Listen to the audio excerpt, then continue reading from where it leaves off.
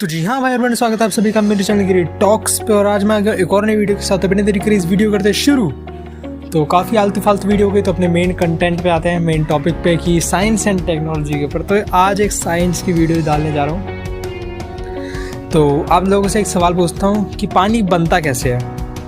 नहीं, मैं पागल नहीं हूँ, हमारा दिमाग खराब है। बस मैं ये पूछ रहा हूँ पानी कैसे बनता है। तो अगर मैं आपसे, तो ये तो पता नहीं होगा किसी को भी, लेकिन अगर मैं आपसे पूछूं कि पानी का, वाटर का फॉर्मूला क्या है, तो आप बोलोगे H2O। बहुत बढ़िया। गैस का O2 और सॉलिड का तो अलग अलग चीज़ों का अलग अलग होता है। तो ऐसे ही मतलब वाटर का H2O और गैस का O2 है ना।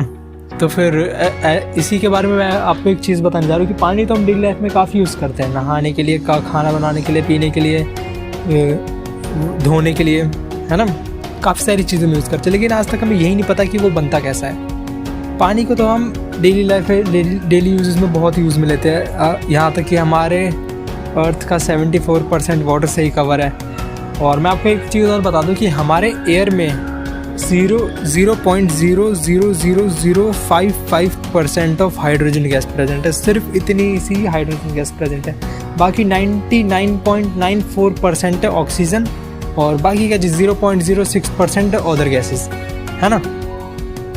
तो मेरे मन में सवाल कैसा है कि यार पानी बनता कैसे। आज सुबह जब मैं पानी पी रहा था तब मेरे मन में सवाल है कि यार ये पानी जो है, इसका टेस्ट, मतलब टेस्ट तो चलो सभी को पता है कैसा होता है, लेकिन ये बनता कैसे है। तो जब मैंने इसके ऊपर काफ़ी सारी रिसर्च करी, मुझे पता चला कि अच्छा ऐसे होता है। तो मैंने सोचा क्यों ना आप लोगों से शेयर करा जाए। तो उससे पहले मैं आपको ये बता दूं कि पानी दो गैसों से मिलकर बनता है। एक होता है हाइड्रोजन और एक होता है ऑक्सीजन। लेकिन ये दोनों हमारे एटमॉस्फेयर में प्रेजेंट है, तो फिर एटमॉस्फेयर में ये दोनों चीज़ें मिलती क्यों नहीं है। तो हम जब 9th क्लास में थे तो हमने एक चीज़ पढ़ी थी, सॉलिड, लिक्विड और गैस, इन तरह की प्रॉपर्टीज़ पढ़ी थी। और प्रॉपर्टीज़ में ये था कि सॉलिड में सबसे कम स्पेस होती है, लिक्विड में उससे ज़्यादा, और गैस में सबसे ज़्यादा स्पेस होती है।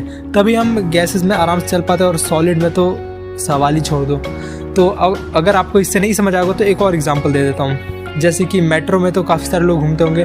मेट्रो जिस दिन पूरी भरी रहती है, क्या हिलने डुलने की जगह होती है? नहीं, वो होता है सॉलिड स्टेट। और जैसे कि मेट्रो मतलब मीडियम है, जैसे कि ना ज़्यादा है ना कम है, मतलब आप हिल डुल सकते हो, तो वो होता है लिक्विड स्टेट। और एक गैसी स्टेट का है, मतलब मेट्रो में बहुत कम लोग हैं, आप बैठने की भी जगह है, खड़े होने की भी जगह है, सोने की भी जगह है ना। वैसे सो तो सकते नहीं, लेकिन जगह है हर चीज़ की, तो वो होता है गैस स्टेट। आई होप आप समझ गए होंगे। फैलना और दबाव, इन दोनों के बारे में हमने 9th में पढ़ा था, साउंड चैप्टर में। उससे मुझे काफ़ी हेल्प मिली इस टॉपिक को बढ़ावा देने में। तो गैसेस में अगर हम ज़्यादा मॉलिक्यूल भर दें तो वो वाटर बन सकता है, ये पॉसिबल है। जैसे गैस लिक्विड में कन्वर्ट हो सकता है, ये हमने 9th में पढ़ा था, है ना। तो ये चीज़ तो हो सकती है, लेकिन कैसे।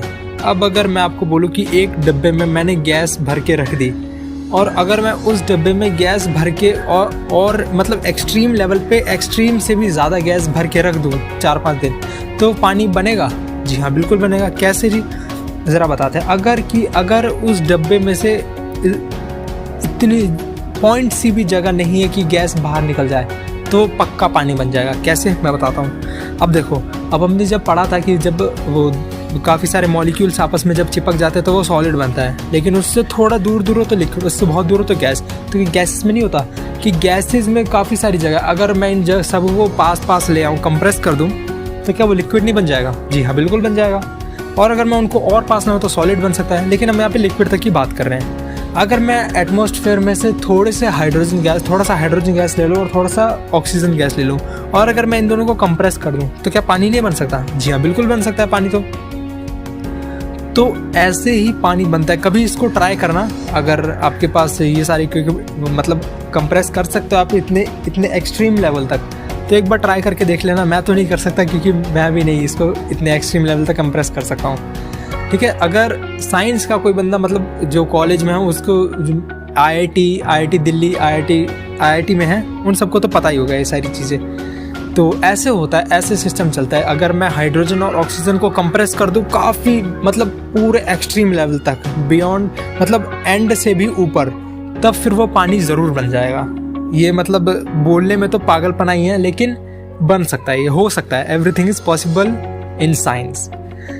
तो ये ऐसे ही नहीं बोलते, इसीलिए मैंने आपसे पूछा था पानी कैसे बनता है। आई होप अभी तक आप समझ गए होंगे कि अगर मैं एक और बार समझा देता हूँ, अगर मैं एटमॉस्फेयर में से उस 0.0000055% हाइड्रोजन में से थोड़ा सा ले लूँ और अगर मैं थोड़ा सा ऑक्सीजन ले लूँ, तो फिर अगर मैं उन दोनों को बहुत ही एक्सट्रीम लेवल तक कंप्रेस कर दूँ तो क्या वो वाटर नहीं बन सकता?